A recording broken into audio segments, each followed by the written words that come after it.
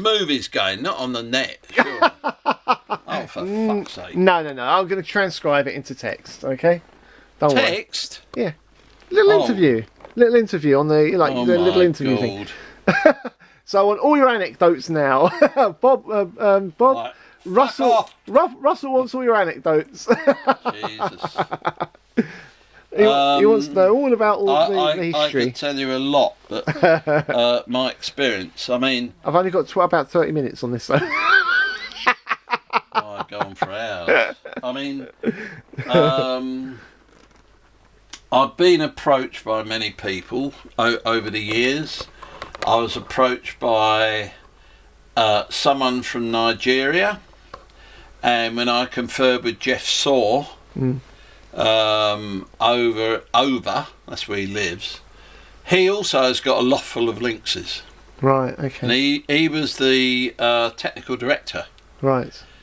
Do you know that the Lynx was, there was a company called Time Step. Yes. They were based at Newmarket. And one day, computers, I think it was the early part of '83, when the Lynx was effectively on the go, especially the 128, they'd seen the 128 in use, and they thought it was a far superior machine graphically to the BBC, which they'd also launched their weather satellite stuff on, and they approached computers and they got stonewalled at the front desk. When I told Jeff Saw, he did his lid, because it never reached his ears. Because the attitude at the front desk was, this is a home machine, we're nothing to do with the weather. Now, from that point forward, I then thought, well, one possible way of using up the Lynx or putting it to use was to, with Time Step's help, was to turn it into a weather station for farmers. So a farmer could have his own weather station actually on the farm, because it's very that way orientated here. Plus, I also foresaw, because of my involvement with control electronics over the years, I've dealt with a lot with temperature sensors, moisture sensors, viscosity, all these sort of things.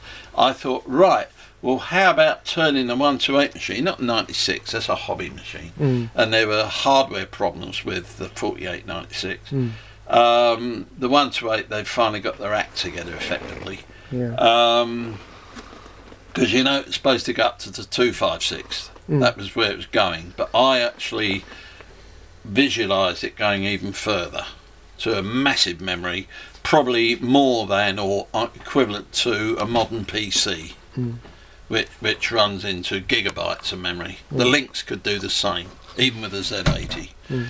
Anyway, because of its paging, swapping in and out memory, that you could do loads of things with it. Anyway, what it was that I saw the vast potential here, and I got Davis Janssen interested. He was very keen. He saw the possibilities of it, because the Lynx at its heart was a graphics machine, and that's what you'd want for a weather station. Anybody can put text on the screen, that's a piece of piss, you know, it's nothing. But you graphics where you've got every single pixel can be set to its own separate colour, independently of every other pixel. That's what made the Lynx unique in the machines that were created in the 80s and a bit further on. And I mean, you'd try and set a pixel now on a BBC, on a PC, individual pixels. You can't. There's no way you can do it. So, at any rate, I saw the possibility that taking it beyond a weather machine, I approached the Farmers Union at Huntingdon. I went there with I think it was Davis or someone went with me, and the guy who was sitting behind the desk at the Farmers Union headquarters in Huntingdon, he nearly jumped over the desk. He was going to run his arms around me and give me a hug. He says, farmers have been after this for years. Nobody's thought of them. And I thought, like this, you see. So I thought, we're on a win, you know. Then I tried to find someone to back a prototype. And that's when I hit the bloody brick wall. And we approached a firm here in St Ives, a small firm. Jeff Saw was keen. He was prepared to come in and give help. He was doing a lot of subcontract work, but he knew the machine and he was prepared to come in. And I had another guy that worked for the Lynx as well. He created the fill routine, which fills 8 segments at once. Do you know that routine? No. Which is on the 1 to 8. I forget his name now, but it was rather clever software. In other words, any point within a shape can be referred as a point on either on an 8 segment basis. So that one has got a mirror there, it's got a mirror there, and it's got a mirror there. Right. So all you do is you transfer, you take the coordinates there, adjust the coordinates, and you do precisely what you do there, you do there, and the effect is whatever you're doing, it fills up beautifully, because it's happening visibly at the same time. It's being done in sequence. But instead of going like that with like all the other fill routines, like running or sweeping all the way around till it's filled, this thing filled its, if you like, segments. That was a unique fill routine that was on the 1 to 8. It's clever software, and as I say, I had a lot of interest from the Farmers Union, and the Farmers Union actually promised me free advertising space.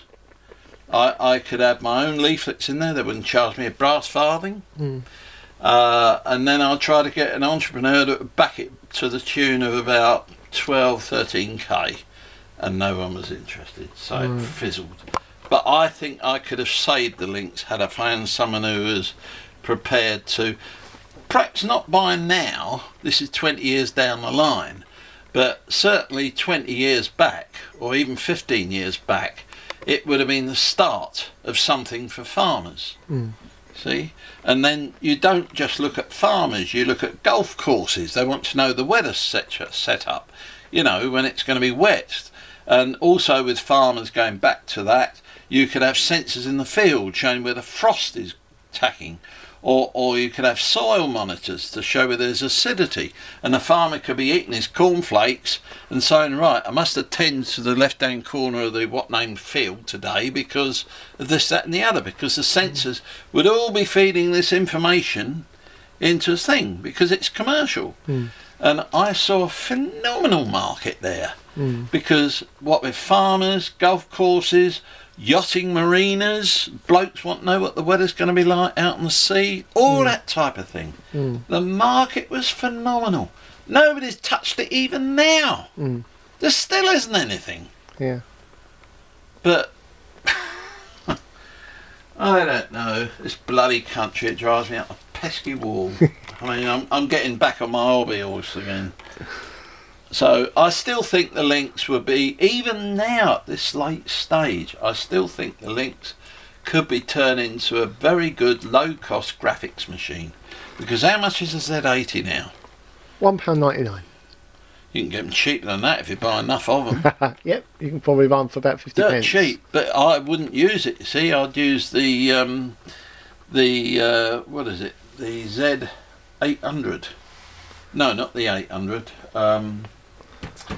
There's a much superior version of the Z80. Oh, there's been about 7 generations since then. Yes, that's right.